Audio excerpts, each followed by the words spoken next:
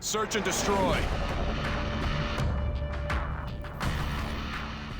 Hey, what's up guys, this is Darth 9 and you're watching a Modern Warfare 2 Search and Destroy on High Rise. I'll be using the intervention and I end up getting a pretty good score. I go 18 and 2. I could have had a bit more kills, but I missed a few easy shots, so yeah, I ended up going 18 and 2.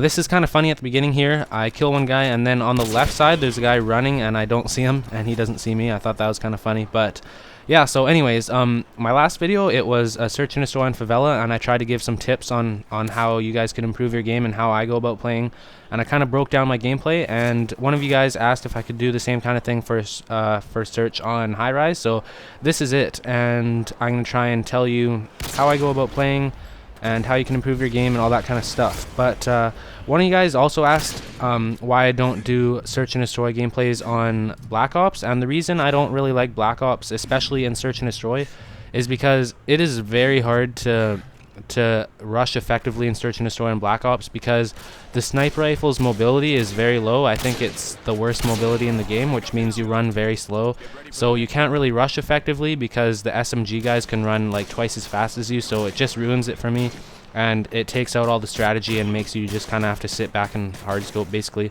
which I guess is more realistic, but I don't think it's fun to play. So anyways, look at how I leave the spawn here. I climb up over this desk and I go out the window. This is the fastest way out of the spawn, and also because I climbed over the desk, it eliminated the possibility of me getting spawn sniped from the other side. So you'll notice there, I saw that guy running down the stairs and I was kind of scared. I guess I fell back a bit, and I don't think I ended up finding him, but usually if you see somebody going down those stairs, you're going to want to do exactly what I did, because if they have an SMG, they have a big advantage and there's really no cover underground for you. So basically you're just going to want to wait for them to pass or back up to a position where you're going to have an advantage on them, where they're not going to be expecting you to be there, and you can take them out easily. But if you don't see anybody, then something that's really useful and effective to do is to run underground under their spawn, and oftentimes you'll be able to catch a lot of people who are running around in their spawn still and haven't really left to do anything. That won't really happen if the other team is good, but it works sometimes. So anyways, this is a really good round for me. I get one spawn snipe and I don't stick around there for too long because it's a waste of time to snipe more than like 3 times, I'd say. And watch this Semtex, it goes all the way to the other end. I pick up a kill with the Semtex and I snipe a guy. So that's a really effective play to make, and it's pretty easy to replicate as long as you know the other team's going to be rushing down the right side. So if you find yourself getting rushed on this map and you know they're coming from the right side, you should definitely try that Semtex out, and also that snipe. Usually they can't prevent you from killing them because they'll be way out in the open and you just have a bit of your head exposed. So definitely try that if you're having troubles with the other team rushing you. And oftentimes what'll happen is the other team will get discouraged because every time they try and rush, like, they just die right at the beginning. So what I often find is that the other team will end up kind of camping in their spawn because they don't know where to go. And what you could do then, it's really effective on this map. You can just go underground and come in the back of their spawn and kill them that way. It'll probably be easier if you use like an SMG, but you can do it with the sniper rifle, and that's probably what I would do. So here's an example of me not going for a nice kill cam. That guy got pretty upset because I think he was trying to go for a kill cam or something. He just wanted one more person to die, but yeah, I'm really not into kill cams. I just want to get a lot of kills, and that's the way that I enjoy playing Search and Destroy. There's a lot of different ways that people seem to try and play Search and Destroy nowadays, and it's kind of annoying when you're playing against people who don't have the same goal in mind as you, but whatever. So anyways, here I go down to the left window, and that's the safest way out in my opinion, because if you go out the windows right by your spawn on this side, you risk getting spawn sniped, and I don't really like that because I don't want to die at the beginning of the round. So I usually will come out the window that I just did, and it usually works pretty well for me. And sniping on that left side is usually pretty effective because a lot of the time people will rush down that side. It's not very smart because they have like no cover unless they go behind the propane tank little hut or little elevator thing or whatever that is, but I definitely wouldn't suggest rushing down that side unless you're using lightweight and marathon. Obviously you wouldn't be sniping if you had that setup, but yeah, so anyways, standing on the helipad, I find it really effective because you can see everybody pretty much throughout the whole map.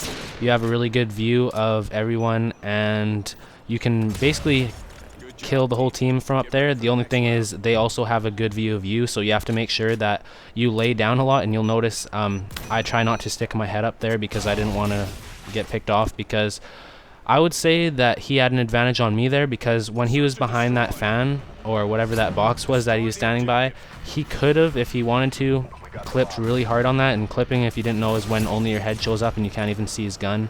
And he can snipe that way. So he had an advantage over me. I don't think he really took it, but I didn't want to mess around with him, so I just threw the Semtex. And check that out, headshot through the wall. You can try that out if you're bored. It's kind of nice because I noticed that a lot of the other team was spawn sniping, so if you know the other team spawn sniping, you can shoot the wall right there. It might take a few shots, but usually you'll end up getting someone. It may look like luck, but it's really not. You just have to know where to shoot, and you'll be surprised how often you can pick someone off from there. So something I want to mention is once in a while I get a comment on my videos saying that my gamertag's spelt with an L in it, and yes, I know that's how my gamertag's spelt.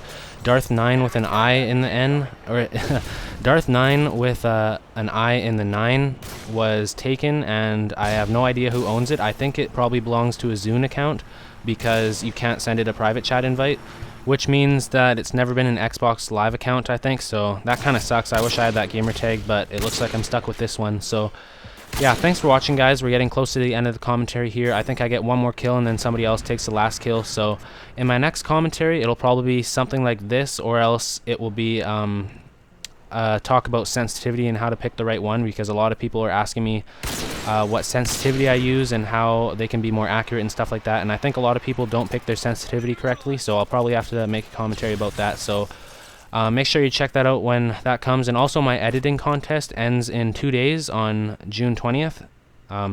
So when the winners are announced, I'll start uploading some editing contest entries that I liked onto my channel. And yeah, it's pretty good. My clips were all World at War, basically. I had a few COD 4 clips and stuff like that. But yeah, if you want to see some of my montage clips, I'll be uploading that also. So yeah, thanks for watching this gameplay, guys. If you'd like more stuff like this, make sure you like the video, and it'll encourage me to upload more. Also, if you guys would like to play with me, then follow me on Twitter, and I will tweet out when I need people to play with, and I'll ask you guys to send me a message on Xbox saying invite at that moment, and I'll invite the first people who send the message, and we'll play some Search and Destroy or something together. It should be fun. It's kind of nice to play with people who are kind of like-minded and are going for the same objective. I mean, like, I don't really like to play with random people who sit in corners and just die, and you have to sit there and watch them sit in the corner for the whole game, because like if you die at the beginning of the round, then you have to watch them. I kind of hate that. So yeah, I'd like to play with people who are actually kind of decent, and it obviously wasn't a problem in this video, but sometimes, you know, if you've played Search and Destroy, you probably know what I mean. So yeah, anyways, that's the end of the game. Thanks for watching, guys, and hopefully I'll see you next time.